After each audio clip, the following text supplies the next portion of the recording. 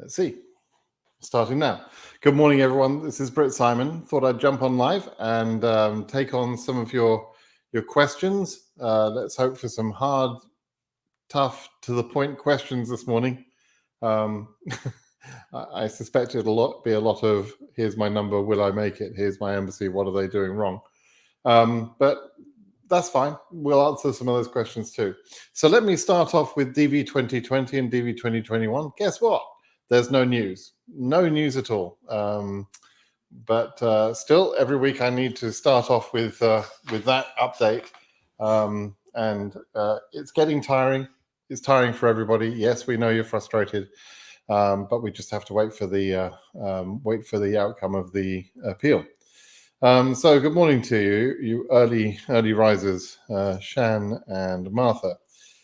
So happy to take any of your questions, and I'm going to try and jump in and try and take the questions and answer as quickly as I can, right? What about Nepal? My case number is AS1209. When I get my 2NL, really worried. I expect you to get your 2NL.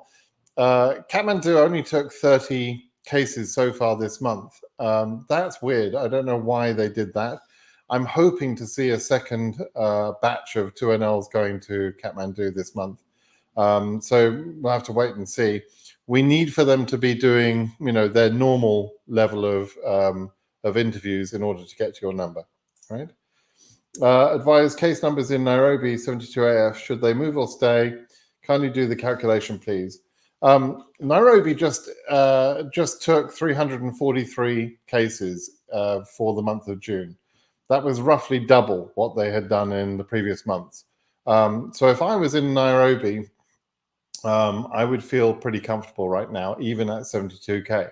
Now, obviously, there is a small chance that the visa bulletin numbers don't even get to 72K. But if it gets to 72K, I would much rather be at an embassy that is showing dedication to try and meet all of the numbers than at an embassy that obviously doesn't give a damn. So you're in a good place at Nairobi. I would stay there if I were you. California, well done, Ebot, for getting to California. Good choice. 99K Algeria, that's probably too high. I don't think we're going to see that case number going current in the visa bulletin. And even if we did, that would be difficult for Algeria to get to. So I think that case number now is too high. It has always been too high. My predictions about numbers have always said that number is too high. So I'm afraid that's probably not going to work out for you. Thanks for your time. Any chance for the regions to go current? Pretty much no.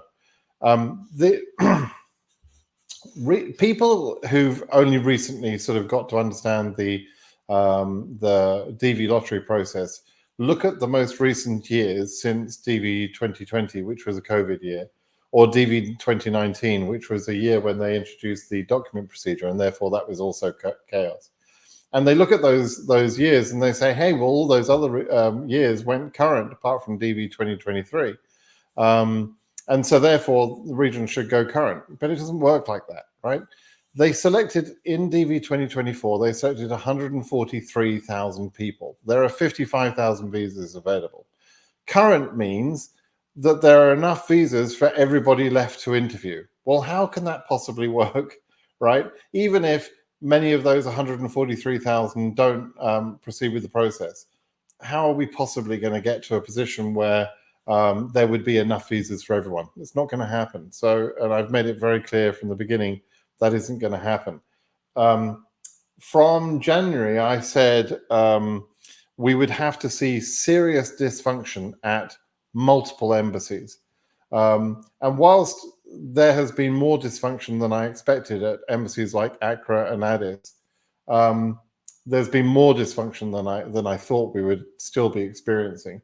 Whilst there has been more dysfunction, there's not been enough to get to the point where the government would say, well, we'll just have to throw every case number current and in Africa, let's say, and continue from there. And that's clearly not going to happen.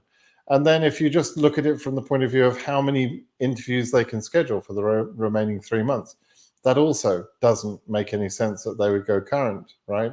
So there's no region going to go current this year. It's just not going to happen. Chrissy, Brit Simon, I'm getting married. Congratulations. In July, my partner lives in Nigeria. What happens if I'm selected? Would he have his interview in Nigeria? You would both interview together. Now, bear in mind that DV 2025 interviews won't start until October at the very earliest, right? So the May results will come out, and no interviews for any of those May winters will any of those May cases will happen until the 1st of October at the very earliest. And most cases will be in 2025, interviewed in 25, right? So if you're marrying, you'll probably be living together by that time, right? And it is normal for only one interview to be arranged based on where the principal applicant lives. Okay, so if you're the winner, then your husband would go to you there, or would be with you already because you're married and living together, presumably. But the chance of selection for DV 2025 will be something like 1 in 100 years to 1 in 200 years, right? And so it doesn't really make a lot of sense to worry about how will I process if I win DV 2025. It makes more sense to actually be selected and then think about it, right? It doesn't make sense to sort of plan ahead. It's not like when you, it's kind of like saying, okay, you go and buy a lottery ticket where you expect to win hundreds of millions of dollars, right? Would you go and see an accountant to start planning how you're going to pay the tax on that win? No, of course you wouldn't, right? Because it's a very low chance of you being the winner, right? And it's the same thing for the DV lottery. Okay. Hi, if I didn't keep my entry number, is there a way to retrieve it? Yes, there is. When the DV lottery announce when the checking period starts, on the entry status page, there is a link that says lost confirmation number. And you need a couple of pieces of information about your entry. You need your full name, your date of birth, the email address that you used, and I think that's about it, maybe 1 or 2 more things. But yes, you're able to retrieve your confirmation number that way. Now, if you don't have those things, you don't have the email address that you wrote down, or you don't need access to that email address. You just need to know what that email address was, right? Or if you, for some reason, spelt your name wrong or put your date of birth wrong, then it can be a bit more complicated if you don't also have your confirmation number. But if you have those other things, those things, you didn't make a mistake with those other things, and your email address that you used is known to you, is one that you remember, then you'll be able to retrieve your confirmation code, no problem. Okay. And actually, I recommend people use that process, because many people have a problem checking their results by using their confirmation code, because they didn't send it to themselves electronically, and they can't cut and paste it. And as they're typing it in, they're misreading it, and they make mistakes on putting the code in, and it causes them to have problems. It'll say, it's not recognized and that sort of thing. And so it's actually quite useful to retrieve your confirmation code, because then you can cut that out, paste it in, and you've got the right confirmation code. It's just a nice way to do it, to check your results. Why is Asia going very slow? My case number is 14 something. Will Afghanistan get current? Right. No region is going to get current. No country is going to get current, right? Afghanistan has no particular sort of thing to get current, right? Your case number at 14,000, I do expect you to go current, though, that particular number or that number range. So you just have to wait and be patient. Why is Asia going very slow? Well, they're not really. They're not going slow. It's your understanding that's wrong. And the fact that numbers are in the 40,000 in Asia region has got nothing to do with it. Those are way too many people have been selected.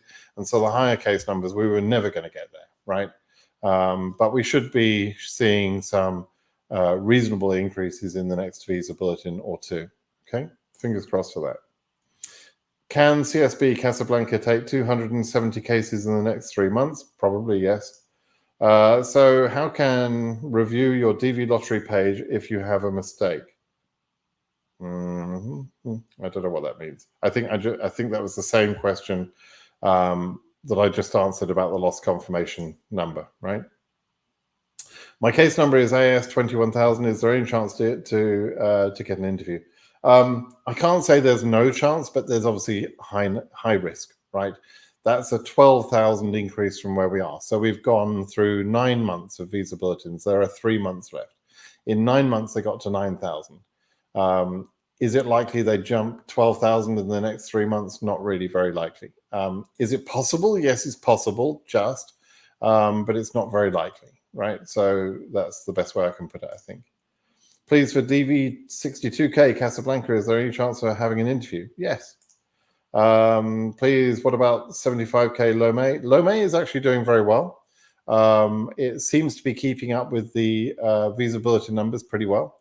And so your question really is not about Lomé in that particular case. It's really about whether Africa will get to 75K. And I think there's a reasonable chance of that. I think, that's a possibility.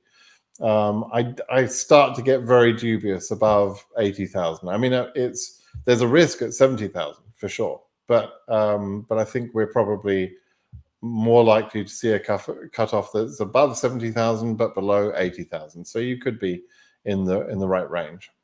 How is Nairobi Embassy doing? Fine. I don't think it's bad. Case number is AS27K. Will be current? No, won't be hammered. I'm sorry, I just explained a little bit why in the other answering the other question. But no, I don't believe you'll be current. I'm sorry to be so blunt about it, but that's the reality. Okay. What about OC2851? Any chance? Probably not. That represents a very big increase from where we're at now. Right now, there are about 1,100 people scheduled for interview already that have been scheduled for the year in Oceania. I really only expect that to go to 1,200 or 1,300 people that are being scheduled, right? And so in 1,000 case numbers, there's a lot more people than we need, in a sense, to hit the number of interviews that they need. So I think 2851, I think it's not going to make it. We might see. I still think I've said from the beginning. I think the range, the sort of risky range, starts in the low 2000s, and so I don't think we're going to get to 2850 in Oceania. Sorry about that. But on the positive side, your region has an excellent chance of selection every year, and so you can re-enter each year. And chances are, if you, and particularly if you're married, if you're both entering, you have a very high chance of being selected again, one or the other of you. Very high chance. Okay, so hi Brick, with case number 55,000 in Yaoundé, when am I likely to get the 2NL? I think you've got a good chance. It's going to be in the next few months. I'm not going to say exactly when, obviously, but you've got a good chance, right? So fingers crossed for you. Was wondering, if I get the green card, will I get tuition aid from the government to do undergrad? You can get student loans here. There's not a particular benefit given to DV lottery winners or recent immigrants. So you're in the same position as anybody else in America. You will be able to borrow money effectively to pay your student tuition. You can get student loans, but it's a debt you're incurring, right? Now, the Democrats would like to wipe out those debts. The Republicans won't wipe out those debts. So pray for a Democratic government in the future. So we'll see. Is the cases in transit for AS 164 going to increase as they send more 2NLs? Yes, it would do. Well, the number can increase or decrease in terms of in-transit cases, because in-transit means that KCC have sent the 2NLs to an embassy, but the embassy hasn't yet marked that case as having been sort of acknowledged or received. They have got it. It's not there's any risk that the 2NL has got lost or anything like that. It's just that they haven't updated SIAG.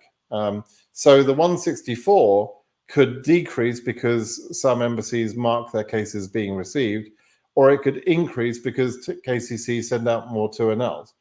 I do think there will be some more 2NLs sent out in this coming week. I would be very surprised if we didn't see some. And we've got about 2,700 2NLs that have been sent so far in the month. which is better than the last couple of months, but it's not as good as I hope and expect.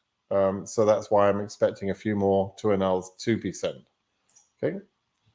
Last week, Warsaw sent 2NLs to only cases up to 19K for June. Yes. While Frankfurt sent 2NLs with cases up to 21K. Yes. True. Since Warsaw 2NLs are out only once a month, means Warsaw has a backlog. Yeah, it means that they weren't able to get to the 21,000 with the number of with the capacity they released for scheduling. I thought their capacity was quite slow, quite small, lower than I expected. But that's basically what it means. It means there's a very small backlog. It's not really a backlog because in the real term of it, because it's not like a multiple month backlog, but it does mean that they weren't able to go all the way with the number of interviews they were prepared to accept, right? So now they could increase that number of interviews. And so let's say EU goes to, I don't know, 24, 25K next month, which I think is possible. Let's say it goes to 24 and 25K. Could they catch up or will they be behind again? Well, it depends how many interviews they allow to be scheduled, right? In any given month. And at some point it will get better there in Warsaw, because for obvious reasons of which cases are scheduled there, right? Abdul says, it's been a month that I got engaged. How can I fill a form for my fiance? Please give me some details. And my case number is AS15K. You need to immediately unlock your case. So you email KCC and you ask to unlock. Oh, hang on, you just got engaged. Oh, okay, no, forget that. You can't do anything until you get married. Being engaged is not a marital status. That's a potential marital status, right? So once you have got married, then you could unlock your DS260, add a DS260 for your spouse, add on your DS260 the fact that you're married and the details of your spouse and so on, right? But you can't do any of that simply by being engaged. You have to be married. You have to be legally married, right? So if I were you, I would get off your ass and go marry this girl quickly, immediately, right? Because if you go current and you haven't added that spouse to your case yet, then it's significantly harder to do that after you've gone current, right? And you've had a year of notice about this win, Abdul. So get off your ass and make an honest woman of this girl or guy, whoever it is, and get on with it, right? Stop procrastinating. Often I see people who procrastinate themselves straight into disaster. They just like, oh yeah, I've got time to do it. You've had a year already, right? Get on with it. Mario says, EU 30,500. Thank you. Yeah, I think someone just asked me this morning, I think it's Valerio, who may be online, who did some numbers. I think it was yesterday, actually. He did some numbers sort of estimating how he thinks EU is going to go. And he's interested in seeing it go to about 30,000. And his numbers kind of made sense. And it's roughly where I think is pretty much the minimum. The minimum number that I think EU would still go to is about 30,000. So at 30,500, you're in pretty good shape. You've got a good chance. Okay. 71K Algeria, yeah, it's got a chance, maybe. We'll have to wait and see. Same question. We're still waiting for 2NL's Ankara June. Are you still thought that they will send out? Yeah, I do, Serkan. I don't think we're going to see a scenario where Ankara just doesn't send any 2NLs at all, or there are no 2NLs sent for Ankara. No, it's possible. It has happened before, but I don't think that's going to happen. I think there will still be 2NLs sent before the end of the month. What I hope they're doing is that they gave quite a large capacity as a capacity for KCC, so that KCC are trying to put together a pretty good number of interviews. That's what I hope, because Ankara is very backlogged, right? But we'll have to wait and see what happens. I think we have to just keep our fingers crossed. I don't have any inside information, right? I'm just sort of guessing with the same information that you've got. So, we'll see. Phaser Honeys. I was put on 221G due to sputum, but the results came back negative. After embassy received my medicals, they sent supplemental questions. Oh, geez. Then they sent supplemental questions for my husband and our 2-year-old son. What do you think? I think the bloody embassy should have done a better job. They could have sent the supplemental questions immediately after the interview rather than waiting until your medical results came back, right? It's annoying. But anyway, we're in April. You've got plenty of time before the end of the year to get that sorted out, and hopefully the embassy will behave better and sort that out quickly. The supplemental questions for a 2-year-old, like what the hell were they thinking? Like you're asking the 2-year-old to say, where have you traveled? Where have you been? Well, I've been in my mum's tummy. I've been to the bathroom. Actually, most of the time I use my diaper, but like, what's a 2-year-old? What history is a 2-year-old? Are there any terrorism connections for a 2-year-old? What social media has a two-year-old got? Like, why would they give supplemental questions for a 2-year-old? That's a bit daft. Eric, hello, BS. So far, how can you rate DV 2024 since the interview started October last year? Again, how is the density of cases AF 50K up to 100K? Okay, so how do I rate DV 2024? I think it's going to be a story we'll only know right at the end, like September 30th. Because DV 2024 started out being better than DV 2023. It got off to a better start than DV 2023. And then, whereas DV 2023 had a massive ramp up of interviews, DV 2024 went, and it just kind of like went along. It didn't, and actually what's happened is they've got behind where DV 2023 was at this same point. And so DV 2023 was much more sort of exciting to the point of chaos, actually, because if you know anything about what happened last year, they overscheduled a lot of cases. They scheduled 75,000 people instead of what they needed to schedule, which was about 70,000. And so at the last minute, they cancelled for thousands of people. They cancelled their interviews on or after the September 6th or September 7th. They cancelled all interviews from September 7th onwards because they had run out of visas, right? Obviously, because you scheduled too many people, you dumbasses. That's what they did, right? And it was obvious what they were doing. It was obviously wrong. And I can't believe they can't count, basically, but they can't, apparently. So DV 2024 started better than DV 2023, and I was hoping it was going to be a bit better organized, but that remains to be seen. We want to be seeing 3,500 or at least 3,000 interviews arranged each month. Otherwise, they're not going to get close to the 55,000 visas that they should be issuing, or we would like them to issue. Now, they're not required by law to issue all of the visas. So if they issue 52,000, 51,000, no one's going to get in trouble. They'll just waste a few thousand visas, right? That's basically the reality of it. And they used to operate that way consistently every year up until DV22 and 23. So we'll see. 31K in Ethiopia is risky, right? So I've tried to explain this to a few people. It's a bit of a complex explanation, but basically at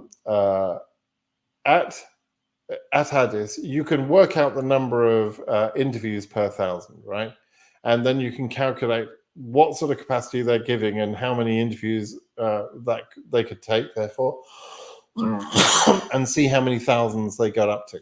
And for me, I think what's going to happen is they're going to get up to about 26, 27, 28,000, somewhere in that range. But when they hit 20, I think it's 23,000 and 26,500, there will be a sort of they'll go to 26,500 and they won't carry on from that point. They'll go back to the beginning. They'll go back to 1 and they'll have some interviews for low case numbers before they start scheduling more from 26,500 and up, right?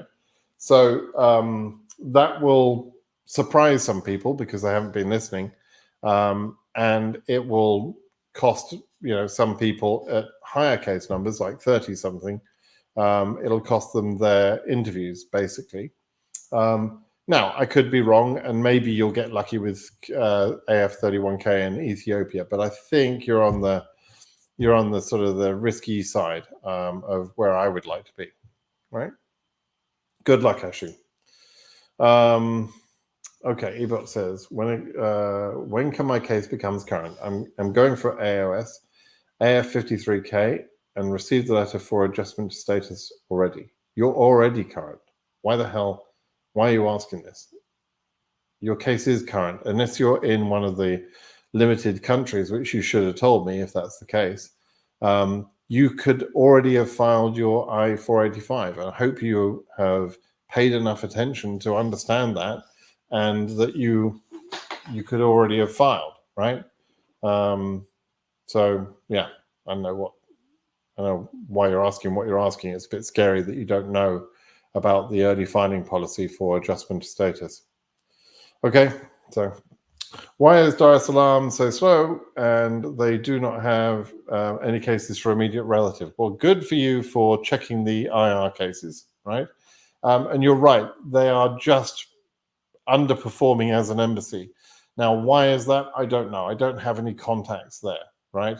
I can say that from a DV lottery point of view, they don't have to do many cases, right?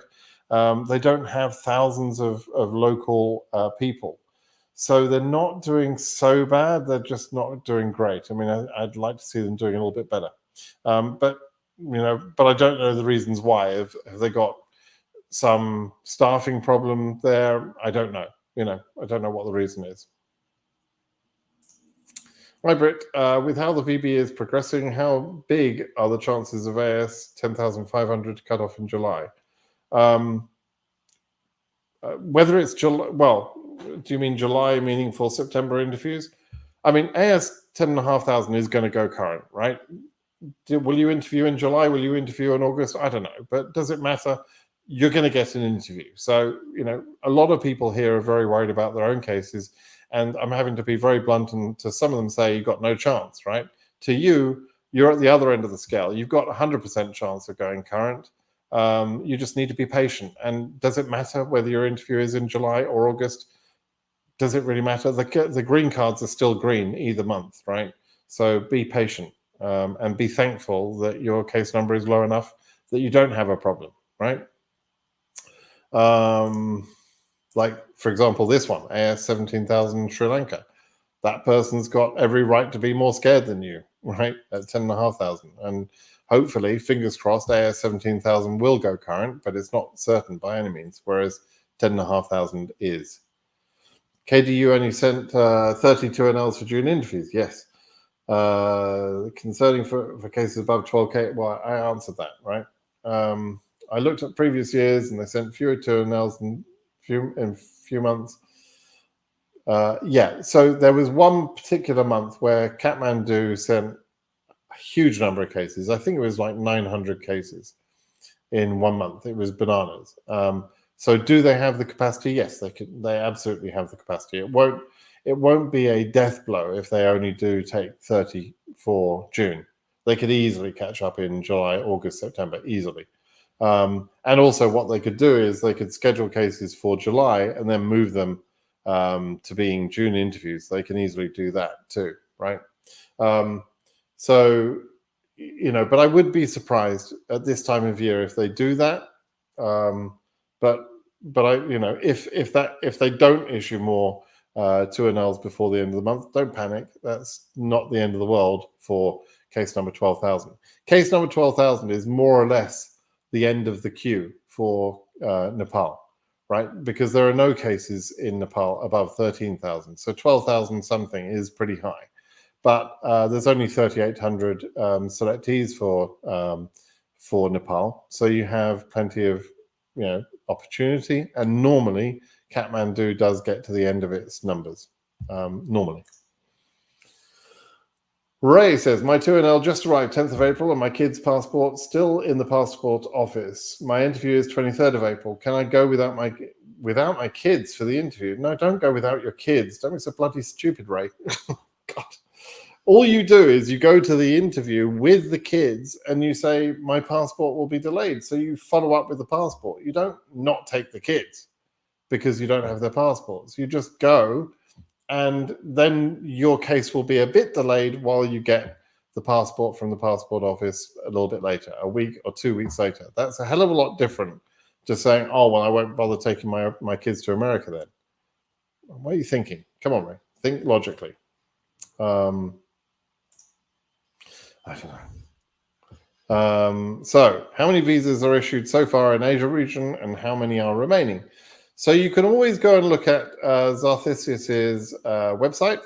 The data is available. You can always ask those sort of questions or look at those sort of questions for yourself there. I will show you though this one time because I'm feeling generous. So present, share screen, entire screen, this one, yep.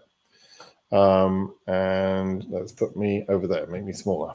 Right, so you're asking about Asia. Asia so far has 3,139 visas issued and 19 in AP. So these ones in AP, it's a very specific status called administrative processing, but that's what the SIAC status is. And we know that those cases basically are having their visas printed right now. So for Asia, there's basically 3,160 visas issued. There are 1,880 people ready for their interview, where the interviews have been scheduled, but they've not been held yet. That will partially be some people who never turned up. So not all of those will turn up. There are 1,200 people in 221G, right? And most of those people in 221G would get issued if there's enough time. And Iranians right now have enough time to clear through the process. And so most of those 1,200 cases in 221G would be issued. So, you know, we're at about 5,300, something like that, that could be issued from where we're at now, plus whatever they interview and issue in April and May and June, right? So, you know, we'll see how that grows. You could, just in case other people want to know, you know, you can see the numbers here for Africa, 8,196 plus 191 extras, so 8,400 or so. EU is in the lead, 723 221Gs as well, and 94 APs. So it's nearly 9,000 plus, you know, a few hundred from there. There, you know, you could certainly assume that they're going to get it up to this point about 9,500, with 4,500 people scheduled. So, you know, they're doing okay. I would expect, I think the most valuable number that you can all look at is this number on this column, right? And if you compare this column to the number of cases scheduled last year, cases and people, the number in parentheses is cases, the number of without parentheses is people, right? If you compare the numbers last year, bearing in mind that last year they scheduled too many people and they cancelled a bunch of interviews. So the numbers that you'll see scheduled for last year for EU, for example, was about 28,000, huge number, twice as many as we've got now. But many of those people got their interviews cancelled, so that's kind of pointless. If they really want to push for about 25, if they really want to push for 55,000 globally, then EU will probably see about 25,000 people being scheduled. But I'm beginning to suspect we won't see a number scheduled that high, probably more like 22,000, 23,000 at most, because they're running out of time, frankly, to schedule all those people. So I think the numbers are going to be a little bit lower, and I think we're generally going to have an undershooting under the 55,000. I don't think we're going to see 55,000 being issued this year. I think it'll be under that. But you can compare the 23 numbers to these numbers, and you'll get a good idea of how much more, how many more interviews need to be arranged. Africa, by the way, there is a lawyer, God bless him, who pretty much every year starts some sort of race discrimination thread on Twitter because Africans don't get so many visas issued. And the reason they don't get so many visas issued is because they have less derivatives, right? So they always get more cases being scheduled, and then they have they have more cases being scheduled, and they have less visas issued. And that's because the derivative rate is very different to, for example, EU. And just as an illustration of that, EU right now have got 8,800 people issued, right, from 3,600 cases. The issued number for Africa is less than EU, but the number of cases is much higher, right? Well, it isn't KCC's fault that the people they invite to the interview come, as single people without derivatives, right? That's not KCC's fault. So it's tough to get Africa to meet its cap because they need a lot more people being interviewed, and that means a lot more cases being scheduled, right? And that's the thing. It's not racism against Africa, as is suggested every year. It's not that. But I'm hoping one day, bless him, he'll understand the point. Maybe. Okay, so Vinny Demcelari, that's an interesting, Demcelari, yeah. 29.9K Europe, okay, you're going to have a nervous wait, but I think you'll probably be okay. I'm hoping you'll be okay. What's the process after selection on May 4th if I'm a winner? Okay, good question. That's a nice question to answer.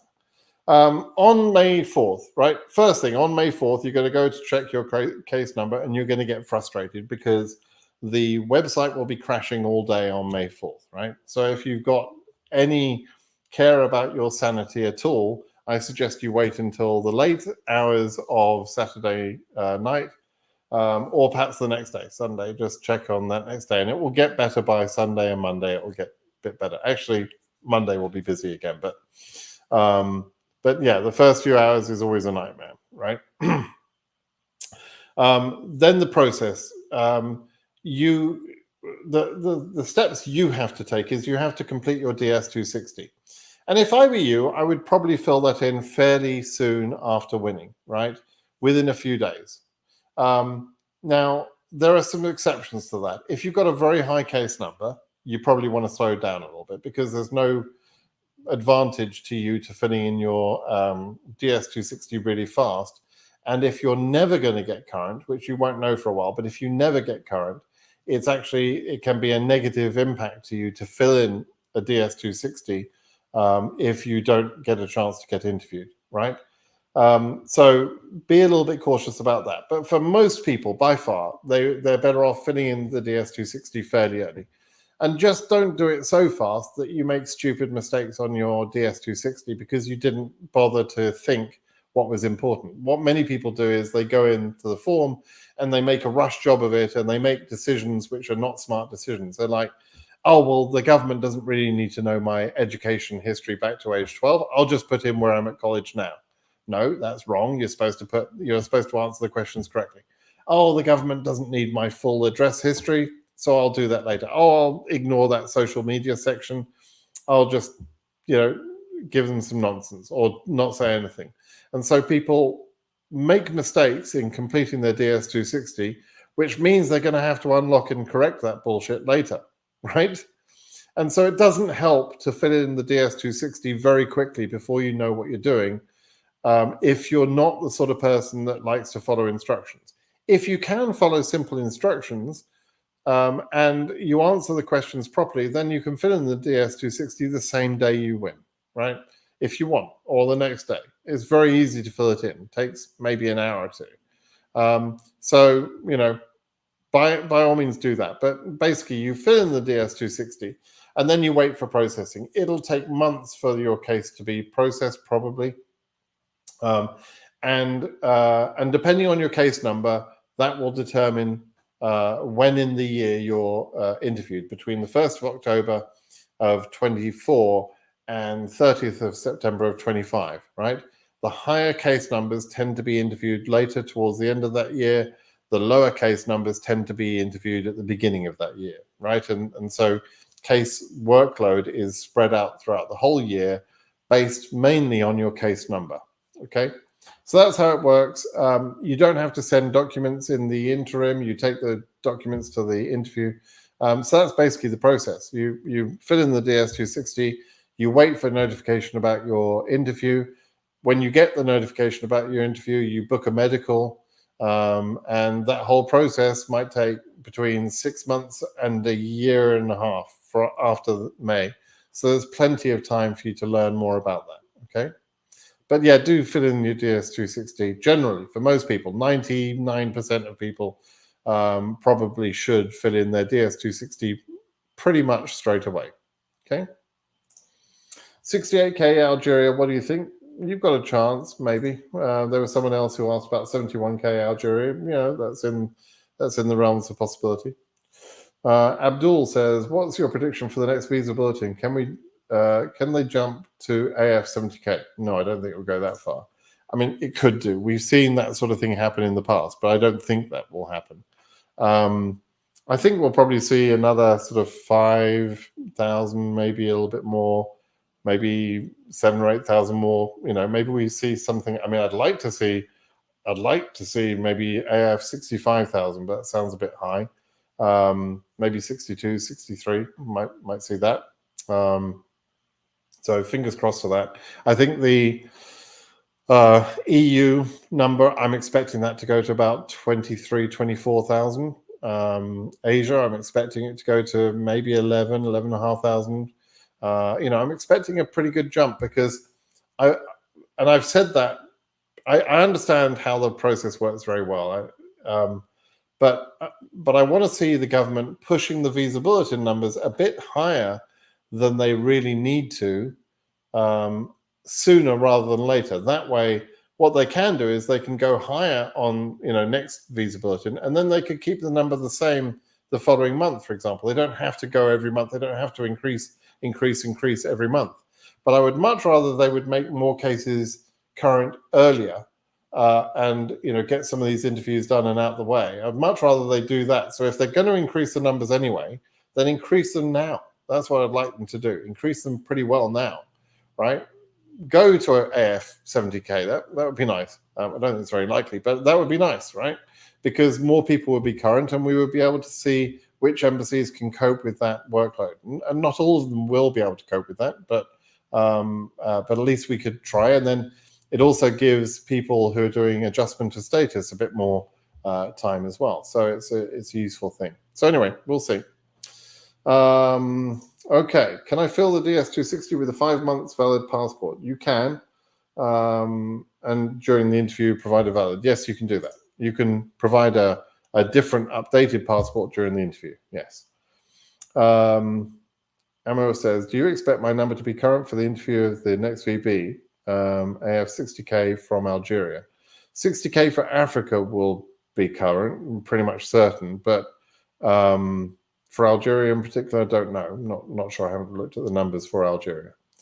Do you think Africa VB will go beyond 61K? Yes, I do.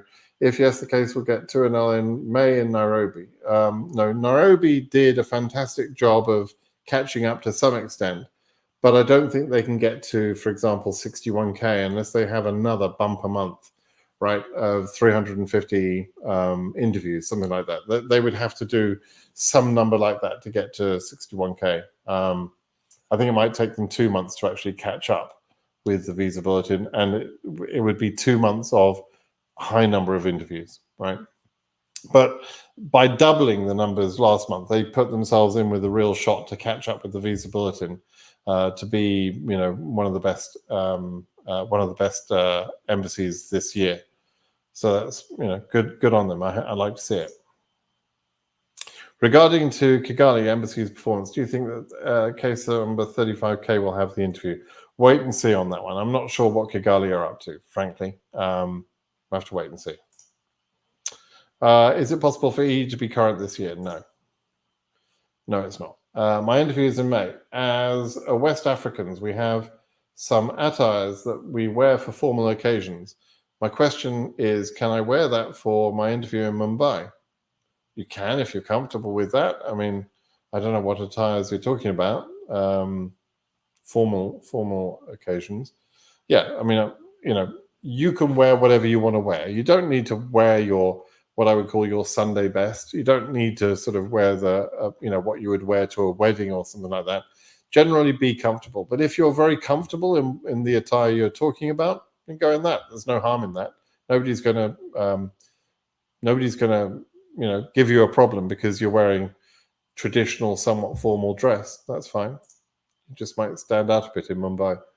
What do you think about the case AS 14,000 Indonesia? Yeah, you've got a chance. Fingers crossed for you. Will the Accra Embassy see more improvements? I don't think so. I think they're going to go on. I think we'll probably see 30 or 40 interviews per month for the remaining 3 months. And that's not good enough. It might get us to Africa 10,000, maybe. We'll have to wait and see. But it's really not good enough. It's shameful. Staff from Accra, you need to do a hell of a lot better. It's horrible. Agatha, what's the process? Already talked about that. Waiting for DV2025 result on May 4th. Yep, a lot of people are. ICC, how are you? Does the percentage of holes increase for the accept countries like the region overall? Okay. The reason that we have holes at all is through disqualification of cases, right? It's also countries that are limited in the selection process. So some of the countries where they've got 6,000 selectees, they stop selecting, selectees from that country, right? And that's what creates the sort of the cliffs, as I call them, right? Which increases the density of holes and decreases the density of cases in later number ranges. That's how it works. I think you understand that bit, ICC, because you've been listening to my videos for quite a long time. So I think you understand all that, right? The accept countries are often some of those same countries that are limited, but not always, right? There could be another reason why the country is in accept status. It could be a high number of selectees, but not necessarily limited during the draw. And all of those selectees are related to one embassy, or more or less all of them, right? That can happen. So I don't want to make a connection between those two things, but generally speaking, there could be, coincidentally, there could be a relationship between those. And so in those accept countries, the embassies might see a sudden drop off in case numbers density later on. But then, of course, their numbers would be going at a different pace as well, right? It's like if we look at Uzbekistan is being held back because their case numbers run out at 17,000. So they spread that workload over the whole year, right? I'm thinking you get most of that. I'm sure you must understand that. Vlad, last year, similar date, there were 52K people scheduled. Yes, now there are only 44K. Correct. That's what I was saying earlier. They've managed to go behind where they were at last year, which is daft. Since the program last year ended early September, is there a chance to be close to 55K visas issued until end of September? Right. So this is what I'm talking about, right? They need to get their act together and schedule about 3,500 interviews per month in the remaining months. Now, there's only 3 months remaining, right? So 3 months of scheduling after the end of this month, right? And so they really need to start doing this, because I'm saying they need to do 3,500. That's almost 10,000 interviews, in the remaining time, right? So if we look at, let me put this back on. I'm still there. That's good.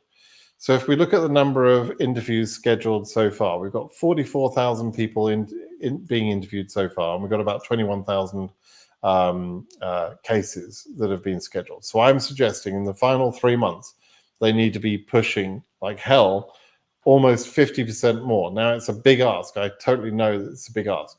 But let's say that 10,000 equates to about 20,000 people.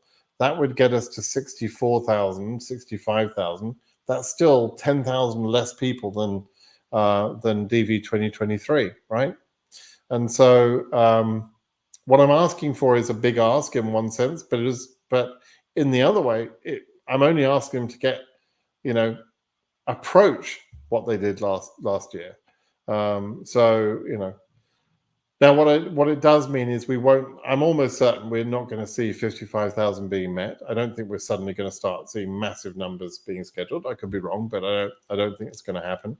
And so I think we're going to see a number like 65,000, 66, 67,000 being scheduled, which is enough. But that would only result in about 53,000, 52,000 visas being issued. What it does mean is we won't get a September 6th cutoff scenario again in DV 2024. We're not going to have that chaos. And that was because they scheduled 75,000 people for interview, which is far too many, right?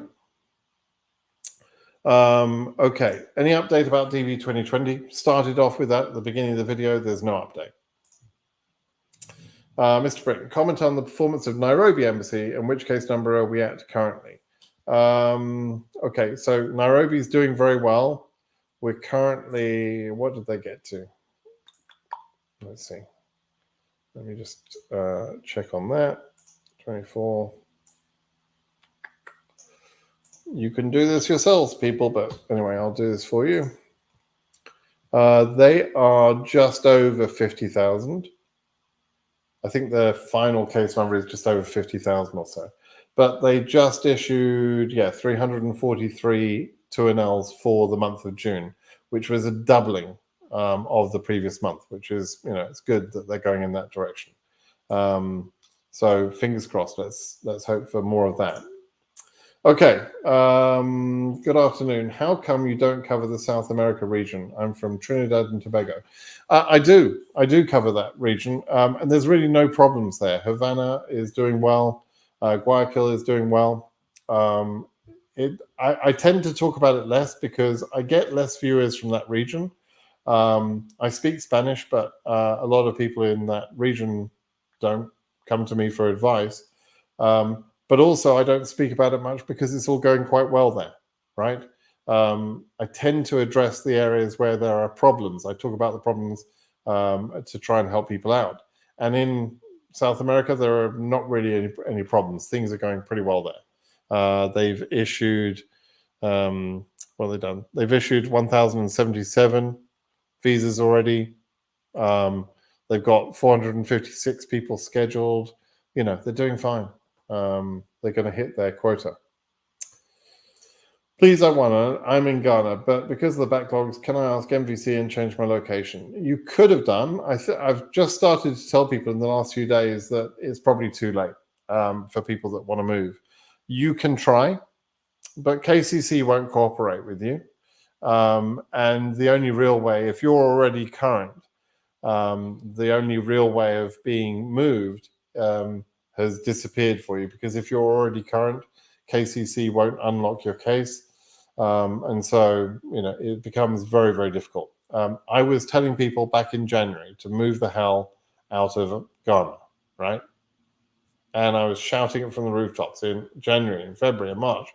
So, I'm sorry you left it too late, but you had a chance to move and now you probably don't. So that's the reality of it. What determines the high case number? Is it the time the person enters the lottery or when the DS260 is submitted? Thanks for your time and expertise. So the draw is a random allocation of a case number to every case. So let's say there are 20 million entries from Africa, let's say, right? Well, not 20 million, 10 million. 10 million entries. They would take every one of those entries, they would jumble them up in a random order, and they would assign a number starting at 1, from 1 to 10 million to every one of those cases, right?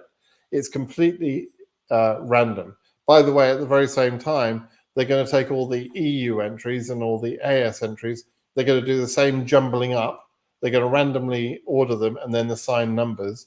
And those other regions will also start at number 1 and go to whatever number they finish at, right? Now, they then, once they've got all the entries numbered from 1 to 10 million, they choose the top let's say 100,000 numbers, just approximately. Let's say they'll choose 100,000. In DV 2024, they chose the first 123,000 numbers. And then they went through and they disqualified a bunch of cases within that 123,000 based on fraudulent entries, based on bad photos, that sort of thing. And there were about 33,000 cases left in Africa within that 123,000 range that were left that were not holes. The cases that are disqualified before the announcements are called holes. All right. And so those holes there were far more holes than there were cases. There were 90,000 holes and 33,000 cases in that first 123,000. That shows you how bad people are at following instructions about how to enter the form, how to create the photo, and that sort of thing. People are horrendous at following simple instructions. I don't know why. It staggers me. But anyway, that's exactly why we've got so many holes. It's also people doing fraudulent stuff like entering multiple times and thinking they're being clever. They're not clever. They get found out and they get disqualified straight away. So 90,000 holes and 33,000 real cases. Then the processing starts. But of those 33,000 cases, some of those cases will have impossibly high numbers, like case number 122,000 or something. And those people will never get a chance for an interview. That's how it works, I'm afraid. We've got 11,000 cases have been scheduled out of the 33,000 so far. So, and they've issued getting close to half the number of visas. So we just don't need 33,000 cases for Africa, let's say, in order to issue all of the case numbers. And don't forget, on every case, there is a winner and whatever derivatives. And those derivatives take numbers from the 55,000 as well, right? So the 55,000 allocated visas. So a single case could be a single person, or it could have mum, dad, and 7 kids. Could be 9 people, could be 10 people. I've seen cases like that, right? And so then if that case with mum, dad, and 7 kids all gets issued, that's 9 visas out of 55,000 being issued to that one family, right? That's why the numbers run out quickly. Okay, let me answer a couple more questions. Let's see. Majed, you advised me to write to the KCC and this response. Thank you for your inquiry. Your forms have been received and are currently processing. Around several weeks for processing. Man. So for whatever reason, you were delayed in processing. I don't know. I can't remember your case, Majed. Whether whether you submitted early or not, I don't know. But they take more time to process some cases. We know that. In some cases, that processing takes a long time, right? And it could be something completely innocuous about your case. That it could just be as simple as your name matches someone who or is similar to someone who's on their no-fly list, their terror list, right? Could be as simple as that. And it might have nothing to do with you. Or you might match someone who's on the terror list because they're a friend of yours, they're known to you, right? And in your social media profile, you've given your social media, and from the social media, they can build a picture of who you know, right? So yeah, it could be something, as simple as that. You just don't know. They're not gonna tell you why. They just tell you this, silly response of it will take several weeks of processing. It's kind of frustrating. Let's see. Hope you're doing well. Please, since Accra is not doing well, if I'm selected in my DS260 form, can I choose a different country for interview date? When you go into the DS260, the very first time you go into it and you start filling it out, there is a drop-down selection to choose which embassy you want to be interviewed at. You only get to choose that one time. Once you've chosen that, you can't change it from that point forward ever, right? That's the one time you can choose it. However, they ignore your selection, almost always ignore your selection, and they base your interview based on your current address. So if you give an address in Ghana, you will be scheduled in Accra, right? Now, if you give an address that is not really your address, you're creating problems for yourself because that's a lie, right? So you have to be very careful about that. So I would say that if you're really serious about, about this, then you can initially list your Ghana address if that's what happens. But depending on your case number, if your case number is relatively high, above, let's say, case number 10,000, then you probably want to consider moving to another country where your chance of processing would be much better. And physically move there. Go work in another country for a few months. So you'll know how to make that decision a little bit later on. We'll have more information later. But yeah, you can update your address later. And when you update your address, then they will change the interview location for you. Okay, that's the way you should do things. I'm seeing a lot of winners in all other regions except South America, Central America, and the Caribbean. Why is that? Well, Caribbean has a tiny number of winners. South America doesn't have that many winners, way more than North America, which is Caribbean. It's part of the process. There are less visas available for people from a couple of regions, Asia and South America. And there are more visas available for Africa, EU, and to an extent Oceania. But Oceania has a very low number as well because it's such a tiny population in comparison. So there's a whole formula that determines how many winners are chosen and how the visas are allocated amongst the regions. And it's based on the movement of people in the prior 5 years and the population of the countries in those regions, right? And so it works out that Africa has the biggest allocation of visas. EU is next, then Asia, then South America, then Oceania, and finally North America, which is essentially one country. That's how it works out. Okay. Please, is it possible to have your interview in a different country? For instance, if I win from Ghana, can I have my interview in Togo? Yes, Chris, you can do that. EU 30,500, I'm crying. Don't need to cry. You just need to be hopeful. I think you're going to have a chance, right? You've got a chance. Mercy. About Dar in terms of scheduling, yeah, it's a mess. What can I say? What about Addis Ababa for 2024? Give some little information. I've been giving loads of information about Addis Ababa. What little information do you want? You want restaurant recommendations? Try and be a bit more specific. Come on, help me help you, please. Like, be a bit specific. Don't give me such a vague question that I would have to speak for an hour on various topics to answer it. That's not helpful. Mr. Simon, I played 2024 with family, and now I play DV Lottery 25 with no family. That it will be any problem. Is it a problem that you're a liar? Yeah, that's a problem. Because you either lied in 24 entry or you lied in your 25 entry. So which one did you lie? And you're choosing to lie to the American government. Do you think that's a good idea when you're asking the American government to give you a visa? No, it's not a good idea. So good luck with that.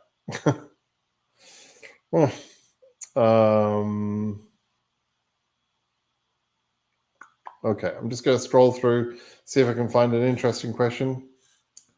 That looks interesting. Tigran, what is the actual reason so many selectees had their way through the selection process but 140,000? It is now obvious that about half of them will never have their interview scheduled. Okay, so you're asking, why do they over-select? Well, they have to over-select, right? The reason for that is, think about this for a moment. They are about to release the results for the May results for DV 2025. Those selectees were chosen in December or early January. The draw is performed months ahead, and the activity of processing won't begin until October, right? So almost a year after the initial draw, and it will carry on for another year, which means it's almost 2 years after the initial draw, right? During that 2 years, all sorts of things could happen politically, pandemically, all sorts of things, like the backlogs in the immediate relative category and so on. And so they over-select because they don't know how things are going to work out in the future, a year and 2 years after the selection, right? So they select more people than they need, and they do it every year. What they shouldn't do is select 140,000 people, because that's just a ridiculous number. That was always going to cause problems, right? But if they were doing it really well, they would select about 100,000 people. That would be a good number of selectees. That would be enough for every country to have enough selectees and a few extras, but not thousands of extras, right? So 140,000 is too many. 100,000, though, would be about right. And out of those 100,000, immediately, probably 10,000 people wouldn't ever apply. They would look at their win and they would say, no, I'm not going to go through that process, right? Or they would find out that they're not going to meet the qualifications. So they would be refused at the interview, perhaps if they go to the interview, or they decide they're not going to proceed. You've always got to select more than the 55,000 in order to issue the 55,000, because people won't apply, they won't pass the interview, maybe their embassy will be blocked by some localized political problem, maybe their embassy has been blown up by terrorists or something, maybe there's something like some disease at that embassy or in that region. There could be all sorts of things will happen. So they select more than they need because they just don't know what's going to happen. But they should be somewhat more sensible in the numbers that they select. 140,000 was bananas, absolute nuts. So, I mean, just to give you a clue of that, Oceania last year in DV 2023 had more selectees than it could possibly have scheduled, and more than far too many, right? And then they increased the number of selectees in DV 2024 for Oceania by 70+%. Why would they increase the number when they already had more than enough last year? Why would they increase the number? I mean, it was just 140,000 people is ridiculous, but 100,000 would have been okay. How can I get maneuver if I get selected and get married immediately when I go to the interview? Right. If you get selected and you want to get married, the sooner you get married, the better, right? Because then you can add the spouse to your DS260. You can create a DS260 for your new spouse and so on. It's a simpler process. What you shouldn't do is what our friend was doing earlier on, which is a year after they found out they were selected, then start thinking about getting engaged and, can I have my fiance now? No, you can add only a wife or a husband. It has to be a legal marriage, right? And so you need to move a bit quickly, right? Once you're selected, you need to get married pretty much straight away and submit your DS260s as a married couple and move on with the process as quickly as possible. Okay.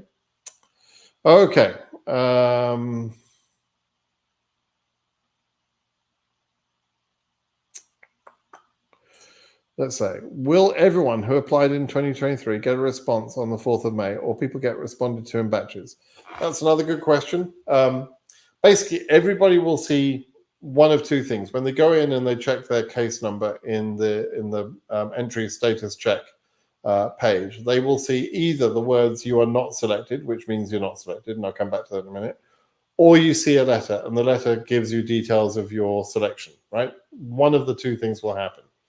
There is no other page that says processing or maybe selected or maybe you'll be selected later or something like that.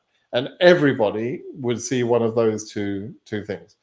What happens in some years, rarely, only in a few years, like once every 10, maybe once every 8 years or so, they select a number in the initial draw that's very low. And then later they add a number of selectees to the draw later on, right? In something like September, October. So every year they tell you to hold on to your confirmation number, and you should check again in September, October, just in case. But if we see they've selected some number of selectees greater than 100,000, then that second draw won't happen. It's only in a year where they select like 80 or 92,000 or that sort of thing. Maybe they need a few more. And they'll only be adding like 5 to 10,000 more cases anyway. Or people rather, so less than that in cases. But other than that, everybody gets the answer on May 4th, right? May the 4th be with you if any of you are Star Wars fans, right? Okay. When I'm selected to Green Card 25, when I'm selected to Green Card 25, can I go to the US and start procedures, or should I just wait my case bulletin? You can't just move there like the next day on May the 5th. That's not how it works. It takes a time. It depends what your case number is. If you're selected, not when, but if you're selected, with this chance, which is something like 1 in 100 years or 1 in 200 years, right? It's not a plan. It's a maybe. It's a lottery. If you're selected, then you'll come back to my channel, or you go to my blog and you'll start getting information. You'll figure out how you're going to process, and it will depend on your case number and that sort of thing.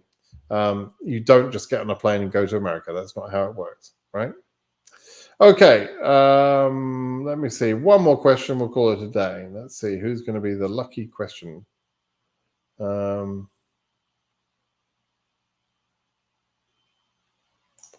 Really good advice, actually. It's not even a question. It's just good advice.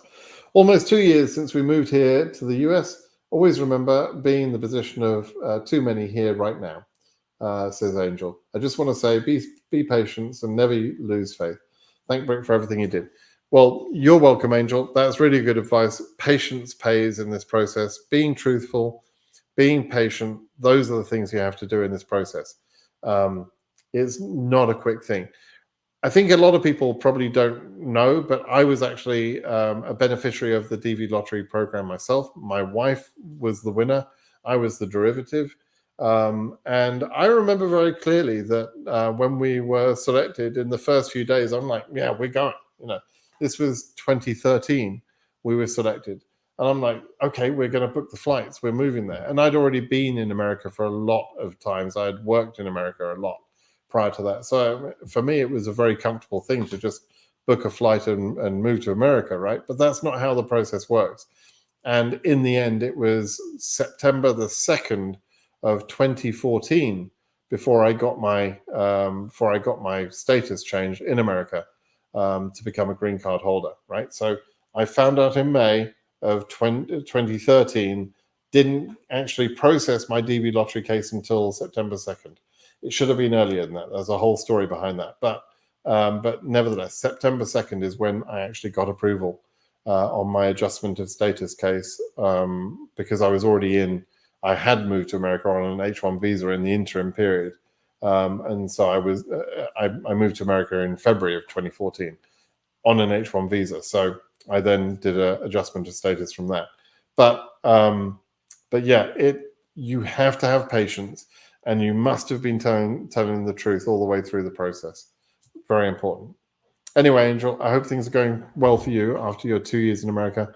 I hope you watched you're probably too late to think about the credit card thing, but just in terms of building wealth, I'm going to publish a video in the next few days about building wealth and how to live a financially successful life in America.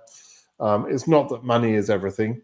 But as you probably already now realize, having been here 2 years, Angel, there are many broke Americans. I don't want immigrants coming through the DV lottery program to be like broke Americans, right?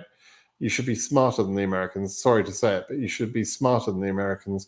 When you come here, it's like being reborn, and you can make some very deliberate choices to have a good, happy life. And one of the key things is having enough money to do whatever the hell you want to do. And America is a great place to live if you've got money. If you haven't got money, it's kind of like being on the outside of the goldfish bowl and all the goldfish swimming around in a happy world, and you're on the outside, right? And frankly, there are better countries than America to be poor in. If you're going to be poor, you're probably better off somewhere else than America. But if you want to come to America, and if you're prepared to work hard for it, you don't have to be poor in America.